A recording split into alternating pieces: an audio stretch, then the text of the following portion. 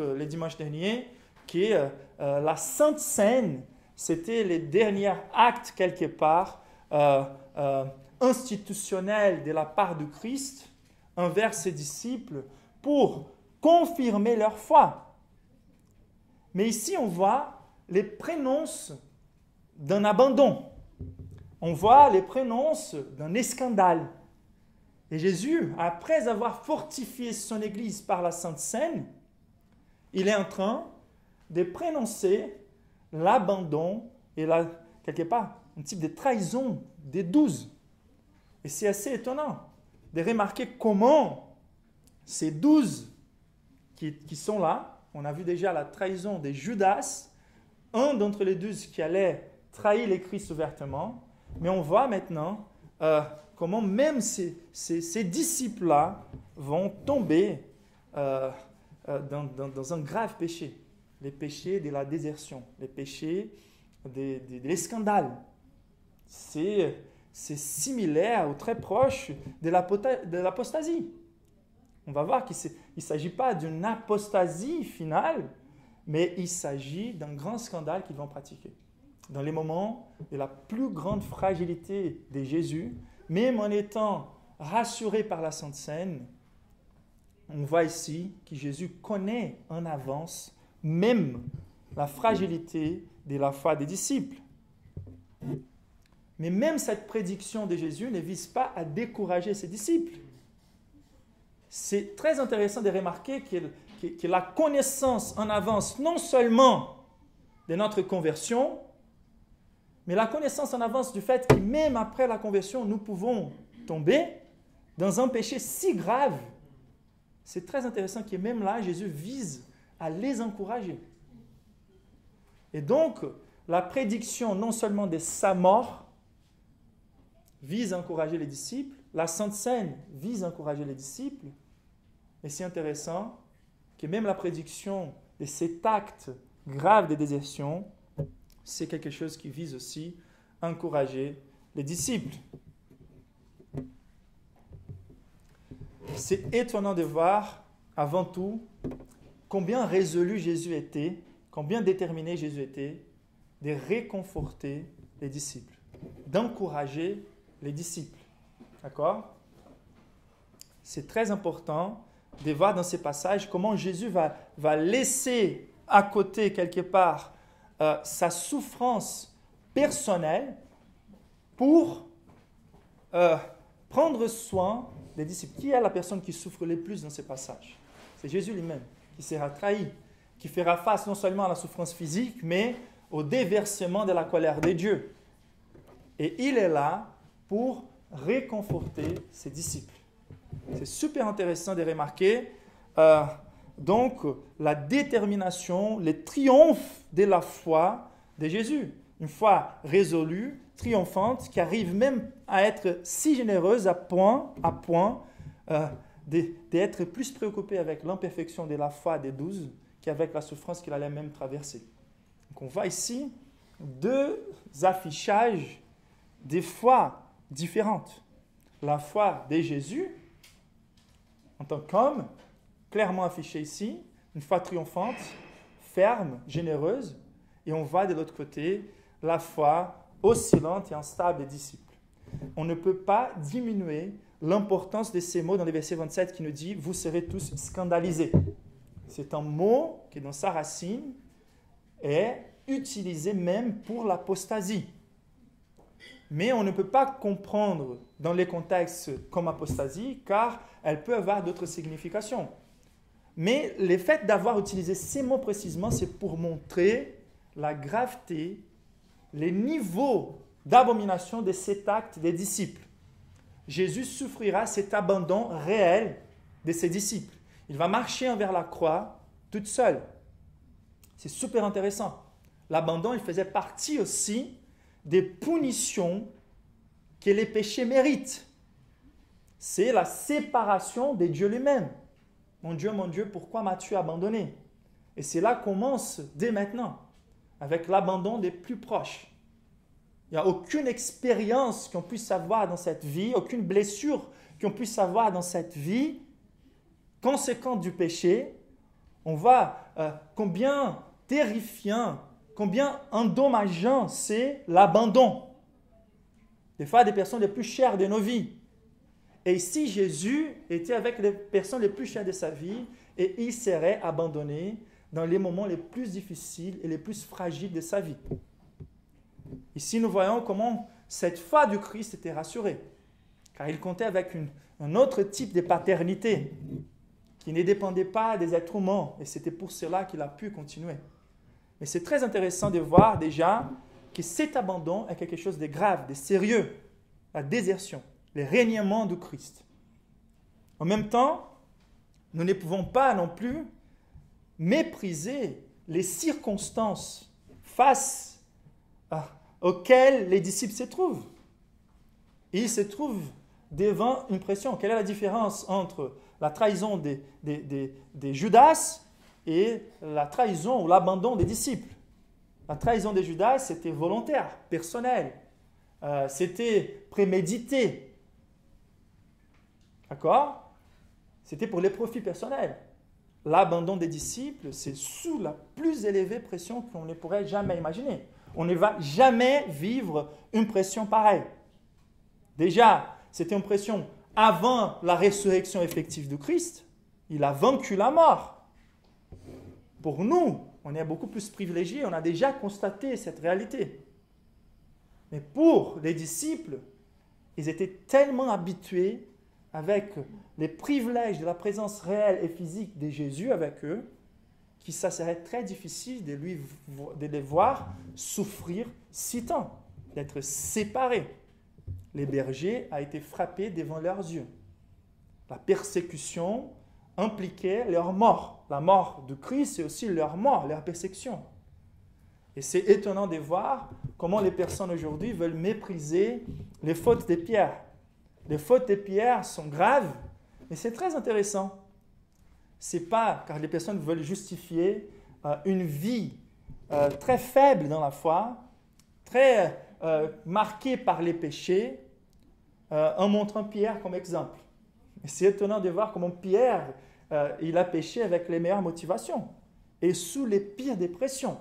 Donc on ne peut pas utiliser Pierre comme modèle pour justifier tout et n'importe quel type de péché.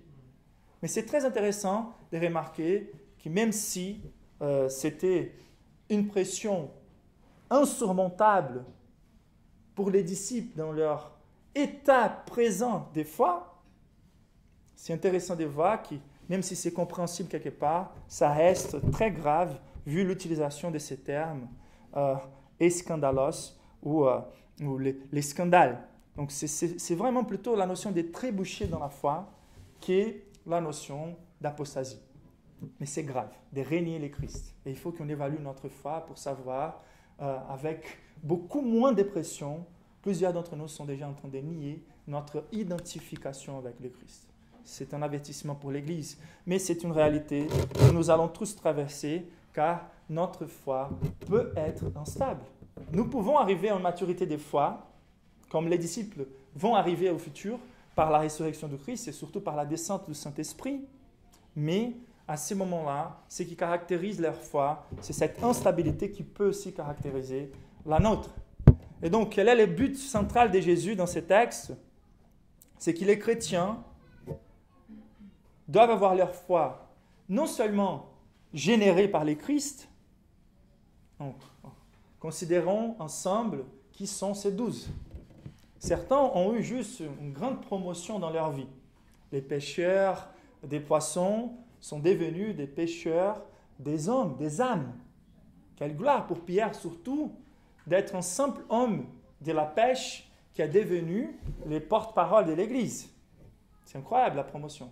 Mais pour d'autres apôtres, c'est un grand changement de vie, inimaginable. Des collecteurs d'impôts corrompus comme Matthieu, qui est devenu un évangéliste. Donc, la naissance de la foi, surtout lorsqu'on considère Paul, c'est une opportunité incroyable de considérer que c'est que Dieu qui peut la générer. Et c'est très important car plusieurs personnes ne veulent pas s'approcher de la foi car ils pensent qu'ils sont tellement pécheurs que le pardon de Christ ne peut pas marcher pour eux. Mais lorsqu'on voit l'apôtre Paul qui était un persécuteur, un assassin envers l'Église, il est devenu l'un des principaux apôtres. Car c'est Jésus seul qui opère la régénération, qui nous sauve de nos péchés. Ça ne dépend jamais de notre capacité d'échanger, ça dépend simplement de notre foi envers Jésus. Donc c'est Jésus qui doit générer la foi, c'est Jésus qui a généré la foi des disciples. Ces disciples avaient une foi authentique. Cependant, Jésus est ici en train de fournir des ressources pour que la foi des disciples ne soit pas qu'authentique, mais faible, mais qu'elle soit une foi authentique et qui progresse en maturité, qui soit capable de traverser les mêmes parcours que Jésus lui-même, de traverser les moments de pression, les moments de fragilité et même les moments de chute avec une foi capable de se restaurer, de progresser, de se fortifier. Donc, il y a un aspect dont nous dépendons complètement de Jésus pour générer la foi. Il y a un autre aspect dont on dépend, que Jésus continue à soutenir notre foi, mais où on coopère par les bons usages des ressources que Jésus lui-même nous donne pour développer notre foi. Ça veut dire que même s'ils vont chuter à ces moments-là, le but de Jésus, c'est qu'ils arrivent à une maturité de foi, qu'ils puissent dépasser les moments de plus grande pression. Donc, le texte n'est pas là pour nous dire, voyez comment ils ont tombé, voilà pourquoi nous pouvons tomber. Non, c'est le contraire. Voyez comment ils ont tombé, mais voyez aussi comment ils ont eu leur foi restaurée pour qu'on soit capable même de résister mieux qu'eux, en fait, en voyant aussi leur histoire. Ok? Et donc, comment Jésus vise à fortifier notre foi? Il veut engendrer en nous, non seulement une foi authentique mais faible, mais il veut engendrer en nous une foi qui triomphe. Et le texte, il affiche par ces combats entre la foi obstinée de Pierre et la foi résolue de Jésus. Ce sont deux personnes qui parlent avec beaucoup de conviction. La différence, c'est qu'un est 100% correct et l'autre est 100% à 100% tort. C'est très intéressant. La conviction dont parle Pierre à propos de sa propre foi. Et la conviction dont parle Jésus à propos de la foi de Pierre. Donc là, nous avons un affichage des deux types différents de foi. Deux foi authentiques, cependant une triomphante et l'autre instable, faible, oscillante. Donc Jésus veut que notre foi devienne une foi triomphante. Et quelles sont, dans ces passages, les évidences de la foi qui triomphe? Donc, pour donner un résumé de cette vérité centrale, c'est juste la foi qui triomphe est centrée sur Christ, pendant que la foi qui trébuche est centrée sur l'homme. D'accord? Donc, Jésus veut qu'on ait une foi triomphante. Donc, de Jésus dépend non seulement la nouvelle naissance, mais de Jésus dépend aussi les progrès, les soutiens et la permanence dans la foi. Et donc, quelles sont les différences entre la foi qui trébuche et la foi qui triomphe? La première réponse, c'est que la foi qui trébuche ou la foi instable est centrée sur des convictions humaines. D'accord? Pendant que la foi qui triomphe est centrée sur la parole de Jésus. Pour ceux qui veulent prendre des notes, voilà, les convictions humaines, c'est la base de la foi qui trébuche. C'est étonnant de remarquer avec quelle assurance Pierre parle à Jésus et même contre Jésus, contre la parole de Jésus. Donc, la foi basée sur les convictions humaines s'affiche par la folie de Pierre de discuter avec le Christ. Et des fois, nous avons cette même folie-là. La parole de Dieu nous dit quelque chose de façon très claire, mais dans nos convictions personnelles, ce n'est pas ce que je sens. Ok, la parole, elle dit ça, mais ce n'est pas ce que je sens dans mon cœur. C'est ce type de langage-là, les convictions du cœur humain lorsqu'il s'élève contre la parole objective de Dieu. Et c'est cette folie-là que Pierre est en train de manifester. Il est convaincu de sa capacité de surmonter les attentes de Jésus. Jésus est en train de faire un examen de sa foi, une prévision du futur de la foi de Pierre. Mais Pierre, il est convaincu qu'il peut dépasser les attentes de Jésus lui-même. Il est basé, pas sur la parole de Christ, il est basé sur sa conviction. C'est très intéressant combien généreux nous sommes des fois et optimistes nous sommes des fois par rapport à nos convictions. Bon, c'est intéressant de remarquer toujours que la motivation peut être bonne. Peut-être qu'il ne voulait pas décevoir Jésus. Il savait que Jésus allait traverser. Peut-être il était sincère. Il était honnête dans ses convictions. Mais même l'honnêteté et la sincérité par rapport à nos sentiments et à nos convictions personnelles ne justifient pas et ne font pas que cela devienne une vérité.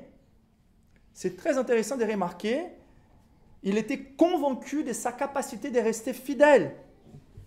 Mais il était tellement centré sur soi qu'il n'a même rendu pas compte que c'était Dieu lui-même qui lui parlait. Vous voyez, quand nos convictions personnelles s'élèvent contre la parole de Dieu, on est en train d'oublier que c'est Dieu qui nous parle. On est en train de nous lever. Non seulement on est en train de mépriser la vérité de Dieu à propos de nous, quand on a des impressions personnelles, des convictions personnelles qui nous amènent à mépriser ce que la parole révèle, nous sommes en train de nous lever nous-mêmes de façon obstinée contre Dieu lui-même. C'est de ne pas vouloir que l'envie de Dieu s'accomplisse sur nos vies.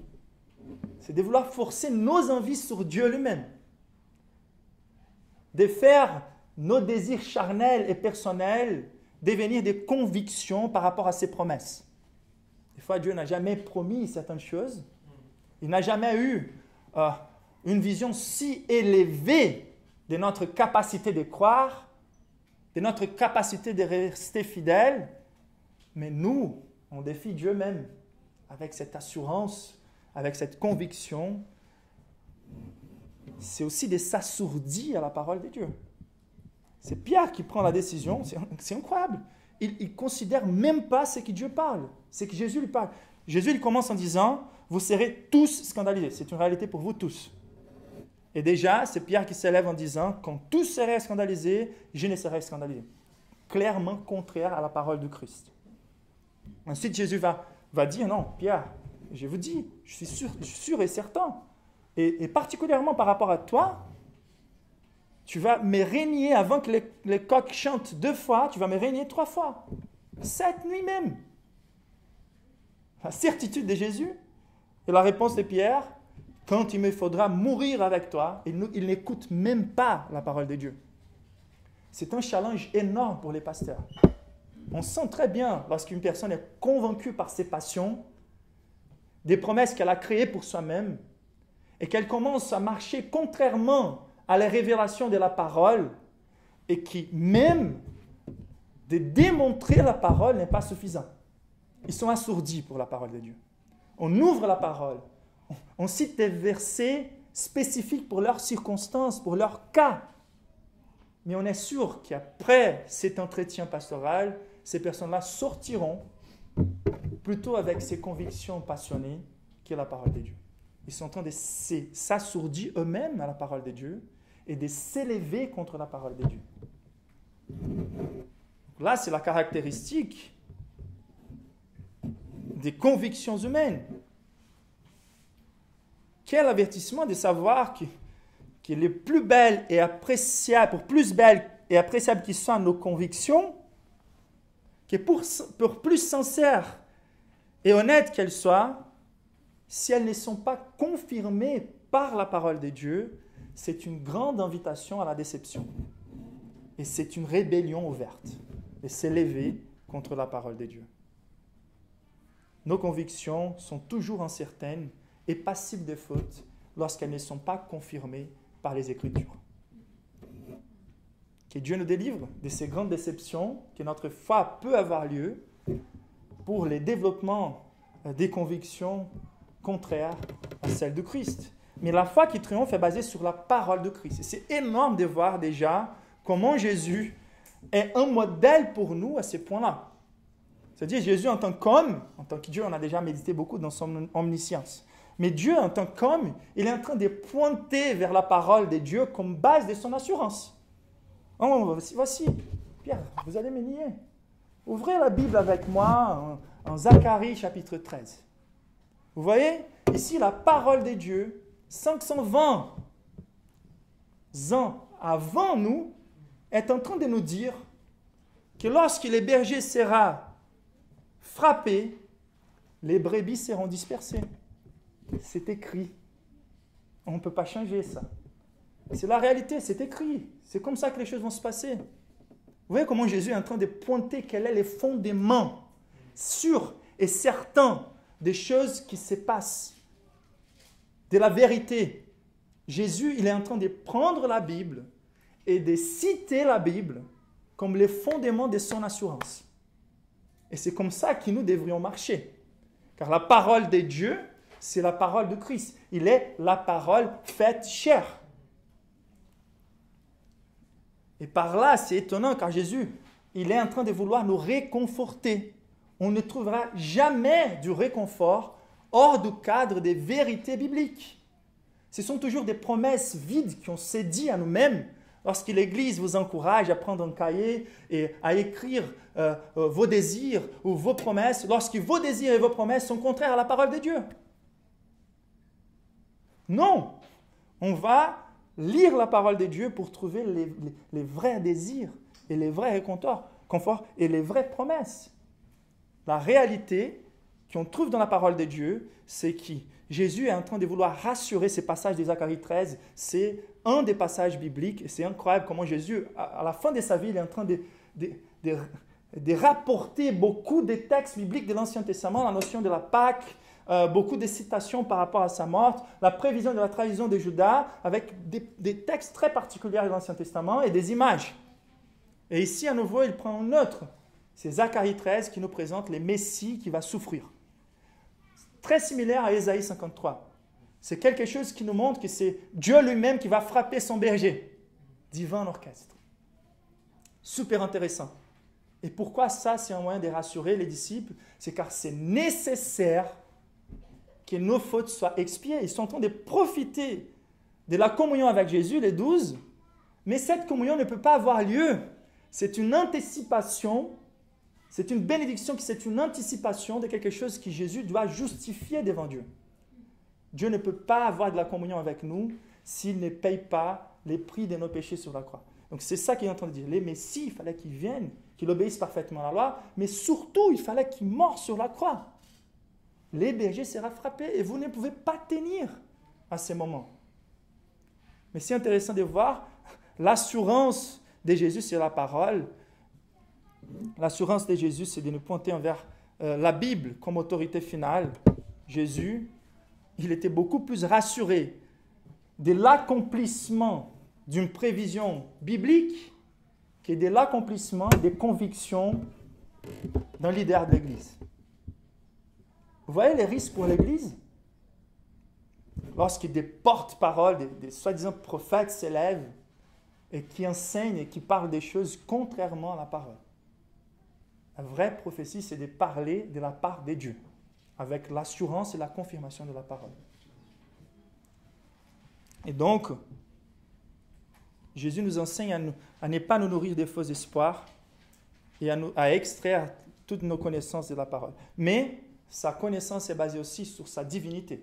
Et ici, nous voyons à nouveau combien divin c'est la connaissance, combien divine c'est la connaissance de Christ et le fait que Jésus est Dieu lui-même.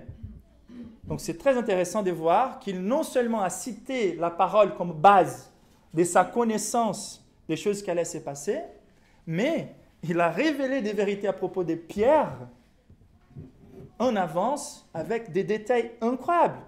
L'heure de son régnement, la quantité de fois qu'il allait régner et les détails circonstanciels, que c'est aussi du confort.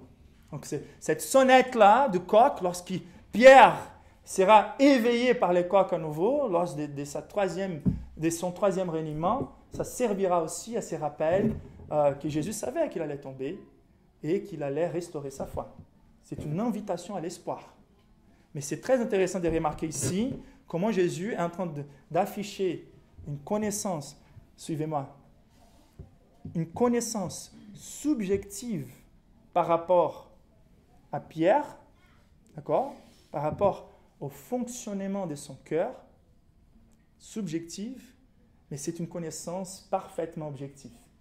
Et c'est que Dieu qui peut l'avoir. Quand on parle des connaissances scientifiques, on parle des plus grandes probabilités. On peut parler avec certaines assurances, les phénomènes sont testés à plusieurs reprises, on arrive à maîtriser quelque part et à faire des prévisions basées sur même la complexité des évidences objectives. Mais lorsqu'on parle des disciplines humaines, lorsqu'on parle de la philosophie ou de la sociologie ou de la psychologie, on rentre quelque part aussi dans des domaines qui ne peuvent pas être confirmés par l'expérimentation scientifique. Et là, on parle beaucoup plus à propos des théories qu'à propos des certitudes. Mais la Bible elle nous dit ça depuis toujours. Le cœur humain est imprévisible. La complexité du fonctionnement de l'âme, c'est incroyable. C'est plus facile de faire une prévision du climat avec toutes les complexités qui sont là que de faire une prévision de notre comportement dans les prochaines heures. Et dimanche dernier, je suis sorti du culte tellement ravi et je suis allé chercher la voiture. Et après, un monsieur m'a fermé la voiture de chez moi, de là jusqu'ici. Et j'étais complètement surpris avec la colère qui a été évoquée dans mon cœur après un culte si bénissant. Et je me suis dit, vraiment, combien de méchanceté habite dans nos cœurs, encore. C'est incroyable. Et c'est ça que Jésus veut dire à Pierre. Tu es convaincu, tu fais des déclarations incroyables à propos de ta foi. Mais son comportement va lui trahir bientôt, très vite. L'imprévisibilité de la subjectivité de nos connaissances. C'est pour ça qu'on ne pourrait pas parler de l'assurance avant qu'on vit les circonstances. C'est très intéressant de remarquer que la connaissance de Jésus et de Dieu sur nous-mêmes est beaucoup plus importante et beaucoup plus certaine. Et elle est certaine. Ce n'est pas une question de quantité, elle est complètement exacte. Il a tout écrit, il est présent dans tous les lieux, y compris dans notre cœur et dans notre pensée. Il voit toutes choses et il connaît bien mieux que nous-mêmes comment les circonstances vont jouer sur nos émotions. Et c'est pour cela que la foi qui triomphe, c'est une foi qui se doute de ses propres convictions, mais qui s'efforce toujours à se soumettre et à faire confiance à la révélation biblique et à la révélation de ce que Jésus nous montre par rapport à sa connaissance personnelle et à notre comportement. Donc il faut qu'on se doute de nos certitudes, de nos convictions, de nos affections, de nos sentiments. Nous ne devons pas suivre notre cœur, nous ne devons pas suivre notre sentiment, comme notre génération nous l'affirme. Nous ne sommes pas basés sur les saintoïsmes. La foi chrétienne ne devrait pas être comme elle est diffusée aujourd'hui dans plusieurs rangs de l'Église évangélique. On n'est pas basé par une connaissance subjective et instable. Nos affections doivent être gouvernées et provoquées par une connaissance objective et pérenne. Voilà la connaissance du Christ, la connaissance de sa parole. Il nous faut nous dédier du temps pour connaître la parole de Dieu. Il faut que la parole de Dieu gouverne sur nos sentiments. La parole du Christ, elle est certaine, ferme, triomphante, claire et permanente. Elle est testée et approuvée par les temps. Elle n'a jamais failli.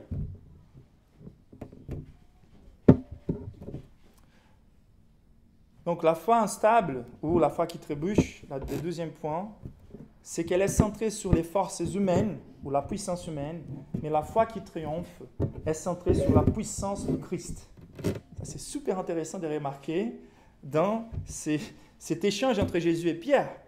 D'un côté, on voit Pierre déjà avec cette erreur très commune et instinctive de l'orgueil humain, de se fier à sa propre force. De vouloir soutenir sa foi par son propre comportement. C'est de là qui vient le légalisme, la religiosité moraliste. Ceux qui veulent toujours faire des efforts pour être agréables à la présence de Dieu. Mais la vraie foi, elle est née avec la prise de conscience de notre totale incapacité de plaire Dieu. Et c'est cet échange-là qui a lieu ici. Déjà, on voit une erreur très grave de la part de Pierre, qui a rendu évident, par rapport à l'autoconfiance de Pierre en soi-même, dans une place plus élevée que celle des disciples. Même si tous étaient réunis, moi non. On voit déjà vraiment comment il voit sa force, son autoconfiance. Bon, je ne vais pas rentrer là maintenant.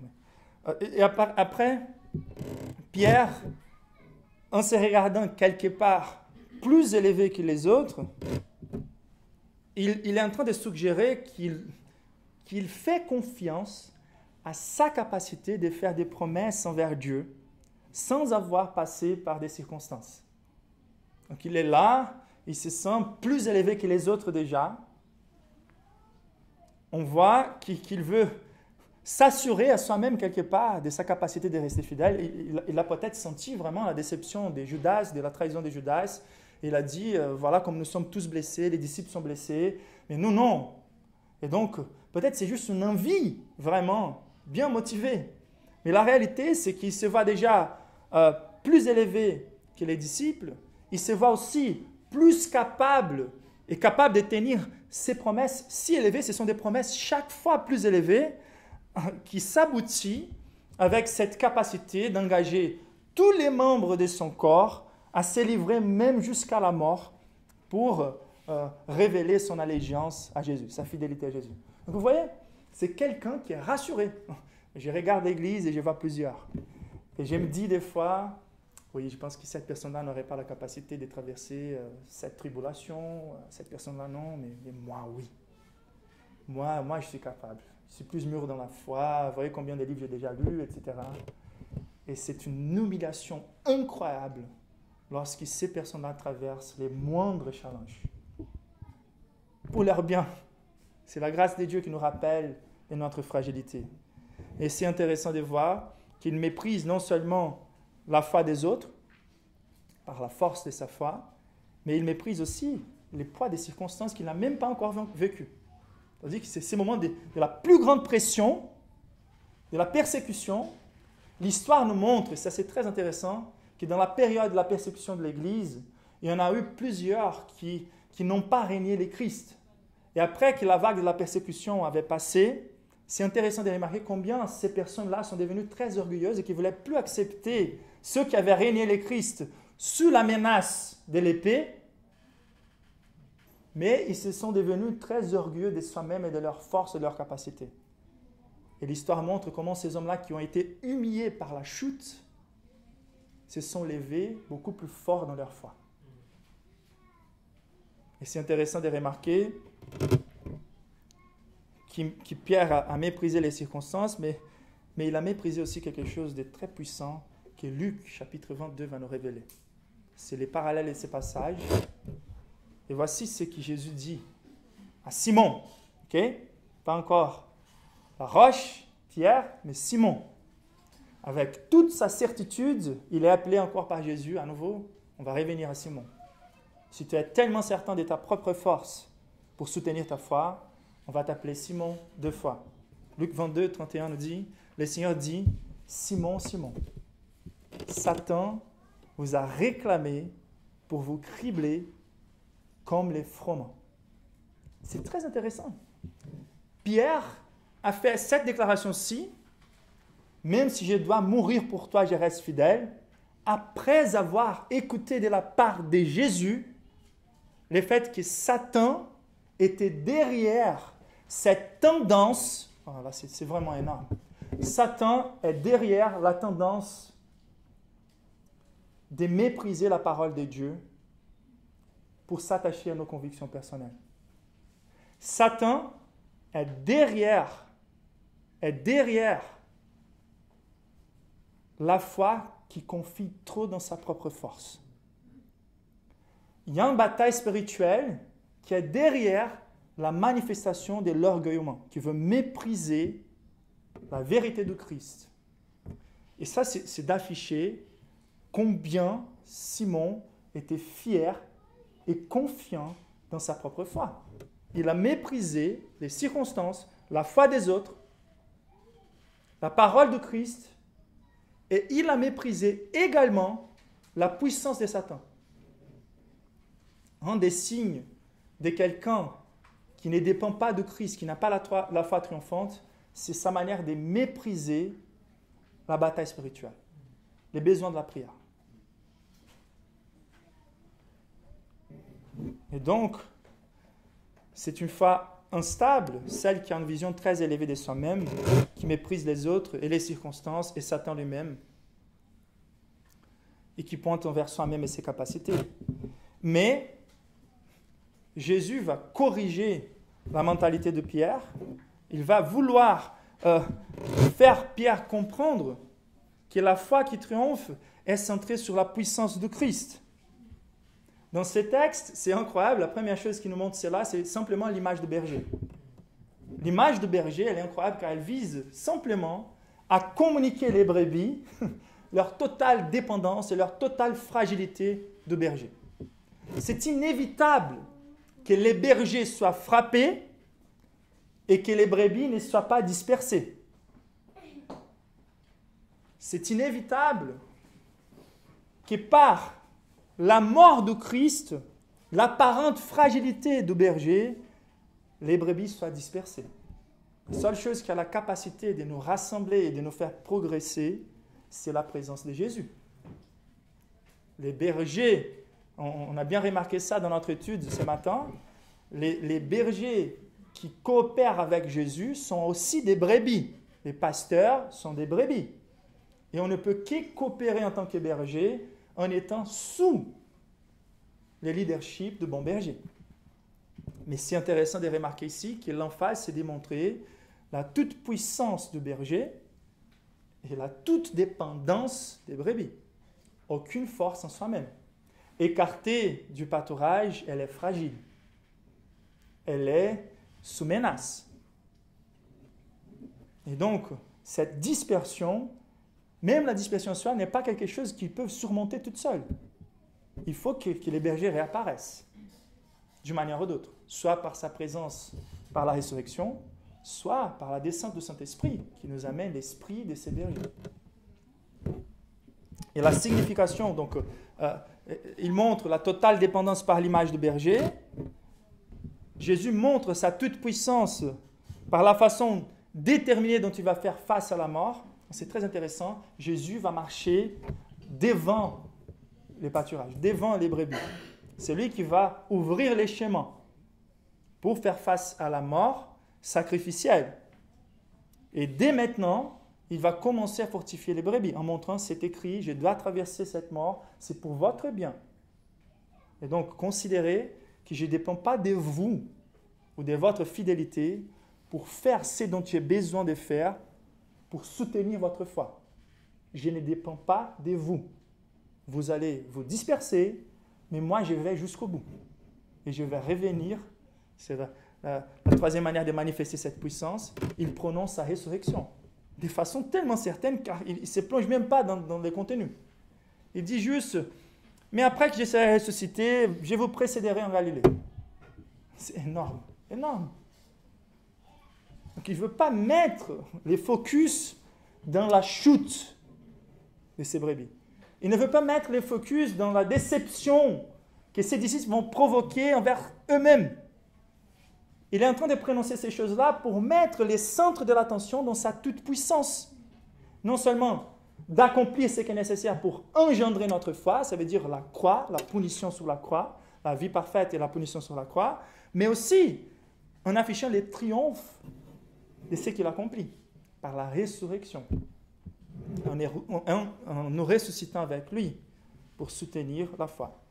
Et donc, et la puissance s'affiche aussi en revenant à Luc 22, par la puissance que Jésus a de soutenir ses brebis dans la bataille. Car c'est intéressant, il a dit à Pierre, Simon, Simon, Satan vous a réclamé pour vous cribler comme les froment.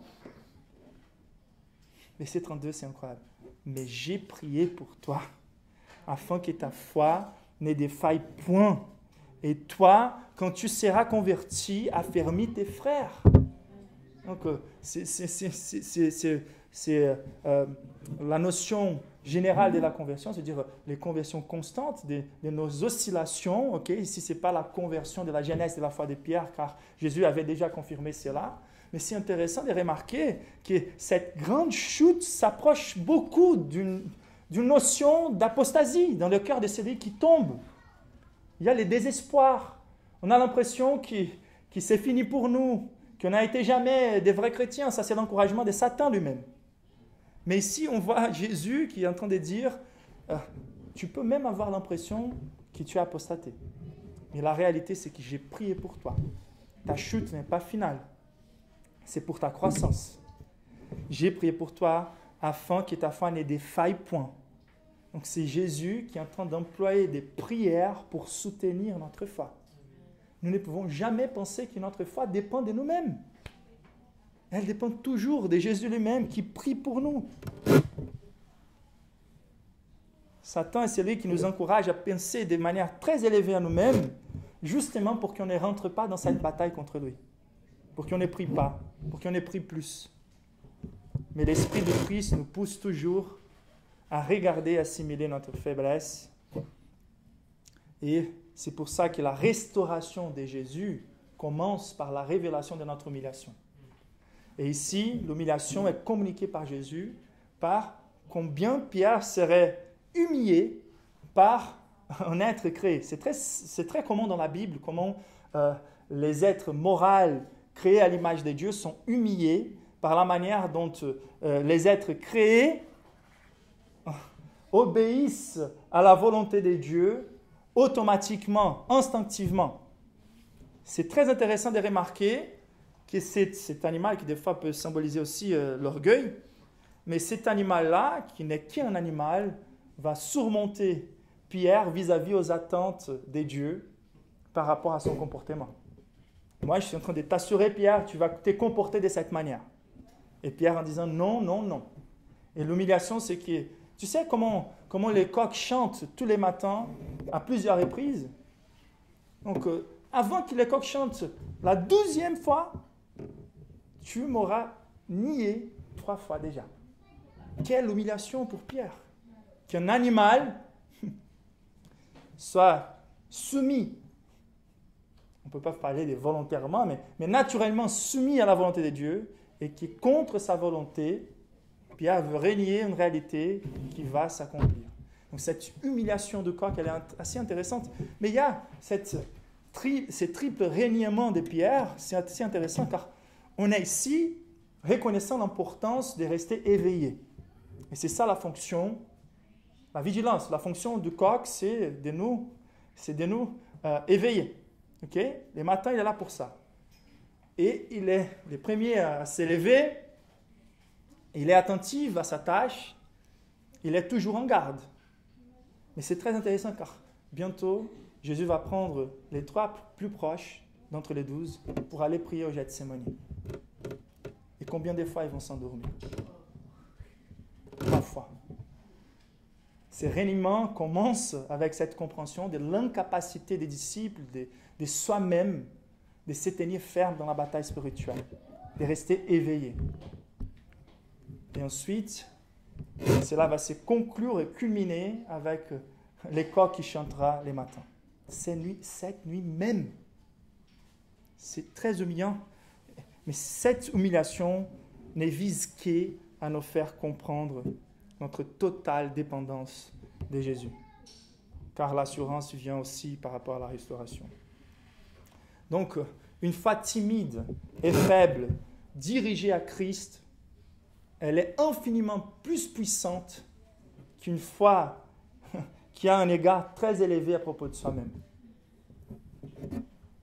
Et c'est intéressant de voir comment c'est même Simon est appelé Jésus. Donc Simon lorsqu'il va régner, mais il est appelé Jésus. Quand tu seras converti, Jésus va l'appeler Pierre, roche.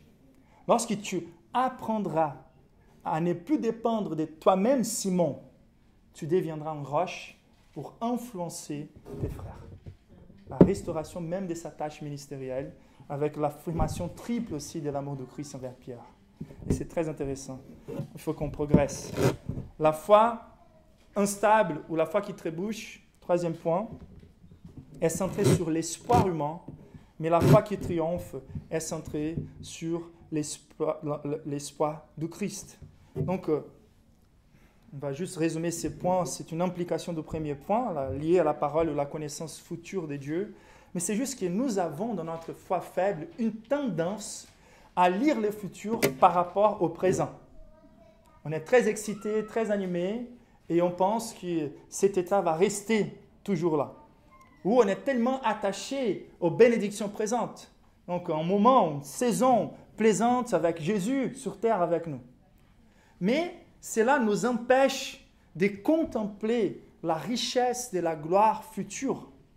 Et la richesse de cette gloire future peut passer et doit passer par la reconnaissance de notre fragilité. Et même les moments d'humiliation, les moments de chute sont là pour contribuer. Les moments de persécution, les moments de souffrance sont là pour contribuer. C'est très intéressant de remarquer la tendance du cœur humain de ne pas vouloir accepter des vérités dures, des vérités confrontatives. Pierre devient hypersensible. Mais c'est très intéressant de voir ici que l'attachement de Pierre était surtout par rapport aux attentes du plaisir qu'il vivait sur ces moments. Quand la foi qui triomphe, elle est beaucoup plus attachée à l'espérance certaine proclamée par la Bible. Les chrétiens, pour trouver la source de l'encouragement pour traverser la souffrance, doivent méditer dans la réalité future, notre héritage éternel en Christ, toutes les bénédictions célestes. Il nous faut méditer à la gloire, connaître les ciels. Jésus est en train de présenter l'espoir, c'est la résurrection. Et Pierre n'a même pas écouté cette perle. La plus grande perle de réconfort dans les passages a été ratée par les disciples. Et nous sommes en train de rater la gloire du ciel lorsqu'on est en train de chercher dans l'Église, dans la foi chrétienne, que des bénédictions terrestres, temporelles. Il nous faut nous attacher à l'espoir assuré par la parole de Dieu, qui parle ici de cette rencontre de Jésus ressuscité. C'est son accomplissement messianique, c'est sa résurrection, c'est la restauration de leur foi que Jésus prononce, et eux, ils sont attachés à leurs attentes personnelles. C'est un manque de capacité des fois des chrétiens de regarder les liens entre cause et effet. C'est incroyable. Les chrétiens, des fois, ils désirent tellement une chose de façon tellement immédiate qu'ils oublient que Dieu a établi les lois des causes et effets, non seulement dans les domaines naturels, mais aussi spirituels. Et nous, en fait, on veut chercher des raccourcis pour trouver les bénédictions. Et là, on se corrompt. Mais les raccourcis, les chemins les plus courts envers les promesses de Dieu, c'est toujours les chemins de l'obéissance, de l'adaptation à sa parole. C'est les chemins les plus courts. C'est par là que nous montrons être prêts à recevoir certaines bénédictions de Dieu. Mais il y a toujours cette suggestion satanique que pour arriver à notre espoir, les chemins de Dieu seront un peu plus longs. La réalité, c'est qu'on ne va jamais trouver les promesses de Dieu accomplies dans nos vies, les promesses bibliques, si on n'est pas en train de suivre les chemins de l'obéissance. Et c'est pour ça que Pierre est en train de se rebeller contre le Christ. Et la dernière vérité, c'est que la foi instable, ou la foi qui trébuche, est centrée sur la réputation humaine, pendant que la foi qui triomphe est centrée sur la gloire de Christ. La foi qui trébuche est celle qui cherche la promotion de soi-même. La foi qui trébuche est celle qui cherche la défense de sa propre réputation. Ce sont ceux qui veulent profiter de Christ, même en disant que je suis tellement attaché à toi, mais c'est juste pour se mettre en évidence devant les frères et sœurs. Très intéressant. On utilise le nom de Christ, on dit qu'on est en train de faire des louanges envers Dieu, on est en train d'afficher combien forte est notre foi, combien louable est notre foi, et une exhortation ouverte et franche d'un frère, de Jésus, de la parole de Dieu, est déjà quelque chose qui provoque en nous une protection de notre réputation.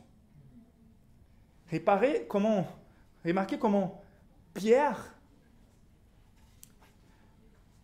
si on veut être vraiment généreux envers Pierre, on peut penser en fait qu'il a en fait, il veut surtout ne pas avoir de la honte devant les Christ. Ça, c'est une possibilité légitime. Il y a quelques semaines, j'étais en train de parler à une personne très chère qui passe par un moment où son mariage est en train de se défaire. Et cette personne m'a dit, tu sais, le problème pour moi, ce n'est pas d'avoir la honte devant les personnes, mais c'est vraiment devant Jésus lui-même. Comment je peux permettre que mon mariage se défasse de cette manière? Il est la victime de la situation. Mais comment j'aurai ma réputation devant Dieu lui-même? Déjà, il a eu beaucoup d'avertissements avant de rentrer en relation avec cette personne. Mais c'est très intéressant. Même si notre préoccupation, c'est de ne pas avoir notre réputation tachée devant Dieu lui-même, c'est déjà quelque chose de très dangereux. Car notre foi ne dépend pas de notre réputation. Là où les péchés ont abondé, la grâce a surabondé. Pour que la gloire de Dieu soit vue en nous, et non la gloire de notre réputation. Aucune chose ne doit nous décourager de rester proche de Christ, de rester dans l'assemblée à cause de notre réputation. Si on va vouloir vivre dans la protection de notre réputation, deux choses se passent. La première, on ne va pas pouvoir, on ne va pas réussir, car la foi ne dépend pas de nos efforts, de nous-mêmes. Et la deuxième chose, nous sommes en train de voler la gloire de Dieu. Nous sommes en train de vouloir protéger une montagne de misère. C'est comme si notre réputation devrait être protégée, de sortir à sa défense. Et ensuite, nous sommes en train de promouvoir la gloire de notre misère. Ça veut dire que je suis en train de dire aux personnes, suivez-moi. Regardez comme ma foi est belle, comme ma foi est glorieuse. Et l'impression qu'on a des fois, c'est vraiment que les personnes se portent comme ça aux églises. On cache leurs faiblesses, les pasteurs cachent leurs faiblesses, et la communauté, on crée cette culture-là, de cacher nos faiblesses. Et l'environnement devient très hypocrite et légaliste. D'accord? Car il faut réduire tous les commandements de Dieu pour qu'on soit capable de l'accomplir par nos efforts. Et on vit d'apparence. Mais il n'y a pas la transparence. Il n'y a pas de connexion vraiment profonde entre les membres. Et les personnes ne se sentent jamais à l'aise à partager un moment de bataille spirituelle. Une bataille contre les péchés, contre les pressions de la vie. Et le pire, c'est l'hypersensibilité, je vais revenir sur ces points, qui se développe dans ces contextes. Jésus commence, et à qui il dirige la parole? Dans son premier verset, à qui il dirige la parole? Aux 12. À tous, c'est un avertissement pour nous tous. Mais quelle est la réaction de la personne qui est centrée sur soi-même? Pierre était rassuré que Jésus parlait de lui. Et c'est lui qui sort à sa propre défense. Mais le pire, c'est quand cette mentalité prend la place de l'autorité, de leadership à l'Église. Car il y a l'influence de Pierre sur les 12. Il est le porte-parole des 12. Et c'est incroyable de voir comment la gloire de Dieu a été offusquée. C'est correct en français, c'est bon? Éclipsée par la défense de la gloire de Pierre. Car ce n'est pas que Pierre qui a raté la gloire de la restauration promise par Christ. Les 12 ont suivi Pierre dans cette mentalité. La gloire de Christ a été éclipsée à ce moment-là, car un membre de l'Église s'est mis dans la place d'évidence pour défendre et promouvoir sa propre gloire. C'est pour ça que toujours quand on a l'impression que les personnes cherchent la gloire pour eux-mêmes, ce n'est pas le bon endroit pour rester. Toutes ces personnes qui se sentent très à l'aise dans les pupitres, qui ne tremblent pas avant de venir prêcher, toutes ces personnes qui veulent vite devenir des missionnaires, des évangélistes, des pasteurs, mais qui n'affichent pas avoir compris la taille de leur misère, on va toujours sentir l'hypocrisie. On va rarement trouver la vraie gloire de Dieu. Il y en a ceux qui vont, avec ses propres mots, prendre des mégaphones et publier la gloire de leur foi, défendre leur réputation. En même temps qu'on verra des personnes très humbles qui, sans dire aucun mot, révèlent la gloire de Dieu par la manière dont ils vivent. Et d'habitude, ils ne sont pas dans cette place-là. Pas dans des places d'évidence. Il y en a ceux qui vont s'orgueillir et afficher leur humilité. Et il y en a ceux qui, simplement par sa manière de vivre, de servir aux autres, affichent la vraie humilité. Ce sont des choses qu'on ne peut pas forcer, qu'on ne peut pas faire semblant, c'est juste évident. La gloire de Christ déborde dans la vie de ceux qui ont compris leur totale dépendance. C'est pour ça que la tendance de la foi égocentrique, c'est de prendre tout autour de soi et c'est de vouloir se protéger ou se promouvoir, mais la foi qui est centrée sur la gloire de Christ, elle génère un environnement de transparence, de prise de conscience de nos fautes. C'est facile, dans ce contexte-là, d'être transparent, de chercher de l'aide. Et c'est ça la source de la progression en sainteté. La reconnaissance de notre misère, la reconnaissance de notre besoin de l'aide pour progresser dans la foi. Et c'est pour ça que même si on sent que c'est dangereux de dire ces choses-là, il y en aura ceux toujours qui vont profiter de la compréhension de notre faiblesse pour rester toujours dans les péchés. Ça, c'est une évidence qu'ils ne sont pas nés de nouveau. Car les personnes qui sont nées de nouveau aiment les justes, aiment la répréhension, la correction, les reproches, l'exhortation. Ils aiment progresser. C'est un environnement d'amour et pas d'accusation. Bon, la foi christocentrique est donc centrée sur la parole du Christ, sur la puissance du Christ, sur l'espoir du Christ et sur la gloire du Christ. Et peut-être aujourd'hui, certains d'entre nous n'ont pas encore cette foi, n'ont pas encore vu la naissance de leur foi. Et les plus grands enseignements ici, c'est que si le Christ doit soutenir à toujours notre foi, c'est le Christ lui-même qui doit engendrer la foi. C'est une opportunité d'embrasser les bons bergers, de nous repentir de nos péchés et de profiter de cette opportunité d'une nouvelle vie. De fermer vos yeux lorsqu'on sera dans un moment de prière et de prendre votre décision auprès de Dieu lui-même. C'est une opportunité aussi pour ceux qui sont sous pression et qui voient leur foi affaiblie. Et pour ceux qui voient leur foi affaiblie et qui se sentent sous pression, c'est un avertissement qui vise à nous encourager, qui vise à nous fortifier. Donc peut-être, cette prédication, c'est vraiment pour que vous soyez capables de traverser en vous rappelant que la force est avec Jésus. Certains d'entre nous sont en train de subir tellement ces pressions-là qui ont l'impression qu'ils vont apostater. Et d'autres ont tombé et sont déjà subis à ces pressions-là à point de tomber dans un péché très grave. Et qui pensent qu'il n'y a plus d'espoir. Ils n'ont été jamais des chrétiens. Ça, c'est la voie de Satan. Mais la réalité, c'est qu'il nous faut nous lever là où nous sommes tombés par la grâce de Dieu.